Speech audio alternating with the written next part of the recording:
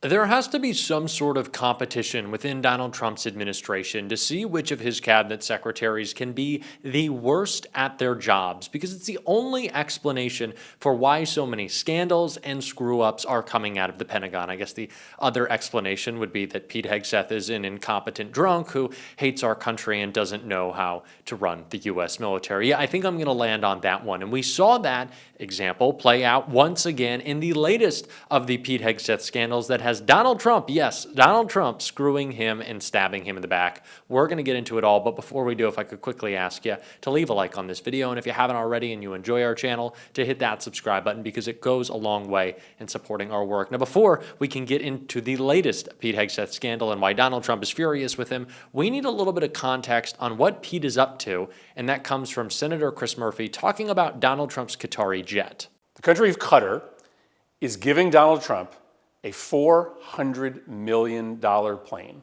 for his personal use. That apparently is now the going rate. That's how much money you have to put into Donald Trump's pocket if you want favorable national security treatment from the United States of America. We are watching the most massive corruption of our foreign policy in the history of the country. Donald Trump is going to the Middle East in order to receive tribute from nations who know the game is simple. If they want favorable treatment from the United States when it comes to our foreign policy, then they don't have to do anything that supports our own national security. They just have to put money in Donald Trump's pocket. Federal employees can't take a gift of more than $20, and Donald Trump is about to get a $400 million plane. The deal with UAE is in many ways even worse. That deal's worth $2 billion. UAE, in order to get favorable treatment from Donald Trump, has decided that they are going to do a massive economic development deal in Trump coin in order to inflate the price of one of Trump's crypto coins. This cannot be allowed to stand. Our foreign policy cannot simply be a mechanism to make Donald Trump and his family rich. Congress needs to step in and say something and do something about this right now. So we had to start with Senator Murphy talking about one of the most blatant examples of corruption we have ever seen in American history. I wish I could call it the worst, but of course Donald Trump has his meme coin, he has his stakes, he has his clubs that he allows people to pay him $5 million for dinner. There's just too much corruption to call one example the worst, but this is certainly one of them. And as we know, this is not just a gift, it's also a burden that will then give to Donald Trump as a gift. Sure, the jet was free, but refitting it wasn't. That money had to come from somewhere, and we're about to see where that somewhere is. But before we do, I think it's important that we keep in mind the chaos at the Pentagon that allowed us to see where that money was coming from, and it's because of Pete Hegseth's incompetence and the leaking going on there, and that was described by his former fired chief of staff. At the same time, I've seen the secretary in more internal meetings where he is super focused on like very, in my opinion, weird details and very agitated and kind of like yelling and just nothing's good. So it's like a tale of two Petes. And I'll be honest, I'm not the person to ask about what he was like before and all that. Like, I don't know. I'm just telling you what I observed in the 90 days that I was there. Was there like a particular point at which his agitation stepped up? Yeah, I think, you know, roughly it was around the time of Signalgate, maybe before when some of these leaks started. Pete Hegseth is an utter disaster, and everyone around him knows it. And what's so particularly interesting about the firings that we saw after Signalgate 1, and then Signalgate 2, and then other leaks, and Pete Hegseth's fear of those leaks, is that these people aren't, you know, the rhinos. They're not Republicans in name only. No one's accusing them of being libs, the secret libs in the deep state. They just think Pete Hegseth is so stupid that they don't want him to embarrass Trump. That's how bad it is. Well, clearly Trump is embarrassed now that Pete Hegseth is implicating him in his newest criminal scandal. We're going to take a look at that and then how Donald Trump just stabbed him in the back. Hegseth secretly splurges nuclear cash on Trump's free jet. Defense Secretary Pete Hegseth has found a new money pot to fund Donald Trump's Qatari-backed Air Force One project. The Pentagon has transferred $934 million from the Sentinel, a $77.7 billion project dedicated to modernizing U.S. ground-based nuclear missiles, to fund a classified project, according to the New York Times. And Air Force officials said at least some of the funds will go towards renovating a Qatari-funded Boeing 747-8 to Trump's liking. Sentinel began in 2020, and delays have pushed the project's cost to more than $125 billion. A Pentagon estimate last year found the project could grow to more than $160 billion. The Defense Department revealed it dipped into funds for the over-budget, behind-schedule project, but only said the money would go towards a classified project, according to the Times. However, the administration has refused to discuss anything else related to the plane, claiming the information is classified. Aviation experts told NBC News in May that the cost would likely exceed $1 billion and take years to complete. Aside from the $4 billion the U.S. is paying Boeing for new planes to serve as the presidential jet. And because of leaks like that out of the Pentagon, Pete Hegseth has been pretty paranoid, and that paranoia has led him to polygraph Pentagon staffers, which the White House is no longer allowing. The White House was forced to intervene to put an end to Defense Secretary Pete Hegseth's routine use of polygraph tests on his own staff.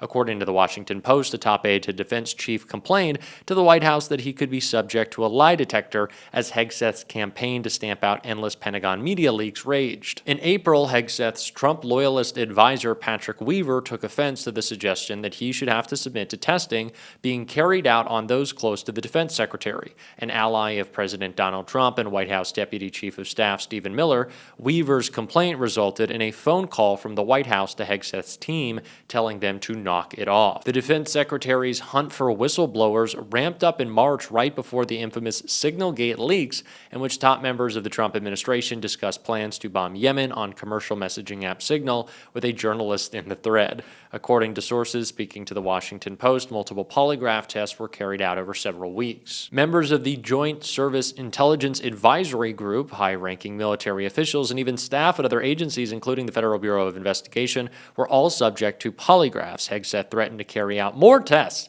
on military staff. The news about the White House intervention and the polygraph slinging comes on the heels of further reports of chaos at the Pentagon. This week, reports emerged that senior department officials have been circulating letters calling for Hegseth's removal. The American public knows this guy has no clue what he's doing. One staff member described the gist of a letter to the Daily Mail. Gripes in the department related to Hegseth's deployment of the National Guard in California during immigration and customs and protests last month were also a part of this. Staff are also reportedly annoyed by his installation of a makeup studio at Defense Department headquarters and his insistence on snapping workout pics alongside troops. Yeah, so things aren't too great for Pete Hegseth, and the White House is clearly pissed that it could come out that he is diverting funds illegally, by the way. These are not funds appropriated by Congress for Donald Trump's plane.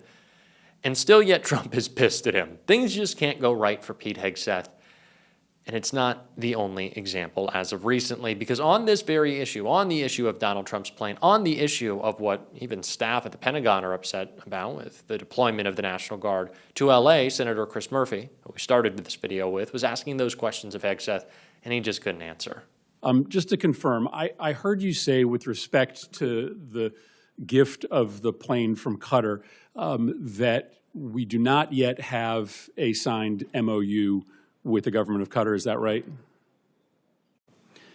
Correct. We're in the process of working through that. And did you also say we don't have a signed contract with the company that is going to do the work? Or did you say that we have a contract, you're just not willing to disclose the terms?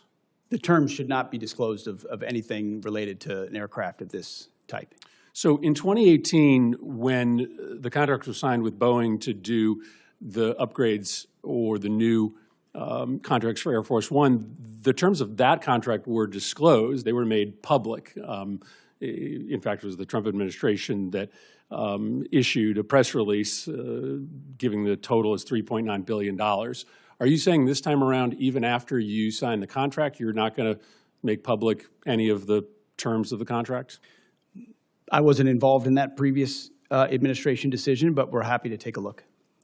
The Air Force testified before the House that that contract would likely deliver the new Air Force Ones by the 2028 timeframe. It doesn't stand to reason that you will be able to retrofit the plane from Qatar much sooner than 2028. So I'm trying to understand what the gap is that we're trying to fill. If this contract ends up being $500 million and the gap only ends up being 6 months, that doesn't sound like a wise investment for this committee to make. Senator, I would defer to the expertise of the Air Force as far as timing of modifications and when that would happen, but there's also been delay after delay after delay on the Boeing side, so I don't know that's a firm fixed date yet, unfortunately, can be counted on. So obviously the underlying question here is what is going to happen to the plane at the end of Trump's presidency. The president said on May 12th that this plane would be transferred to his presidential library at the end of his term. Is that your understanding of what is going to happen to this plane? The president said that. That's my understanding, although I would look at what comes out in the MOU. But why would we ask the American taxpayer to spend upwards of $1 billion on a plane that would then only be used for a handful of months and then transferred directly to the president? That doesn't sound like a wise use of taxpayer dollars. A lot of the capabilities, as you know, Senator, of that particular platform are and should remain classified. So there are reasons why you might modify, even for a short period of time, an aircraft to ensure the safety and security of the President of the United States. But when do you believe that those upgrades would be made? How long would the president have it before it got transferred to his personal possession? That would be a determination of the Air Force that would take hold of it and make those modifications within whatever time window they believe gets it to the place where it need to be. Yeah, I think this is extraordinary, Mr. Chairman. We're talking about a pretty massive investment of appropriations dollars into a plane that the Secretary is saying is currently planned to be transferred personally to the President. There's a lot of other pending needs that we need to fund. This would seem to be low on the list. Mr. Secretary, one final question. Obviously, you know that there is a concern in the public about a double standard that is applied to protest, sometimes protest that turns violent. The president, when he came into office, issued pardons to the individuals that attacked the United States Capitol, including those individuals who beat savagely police officers. You have deployed the National Guard and readied Marines in a way that many people think is unnecessary given the state and the local resources. It is hard to say who is the worst member of this administration. I think it's pretty easy to say that Pete Hegseth is the most incompetent, clearly has no clue what he's doing. The White House is clearly upset with it, and we're going to clearly continue to call it out on this show. And if you want to support that, as always, you can hit that subscribe button, leave a like on this video, and if you stuck around at the end, drop a blue heart in the comments. Until next time, I'll see you soon.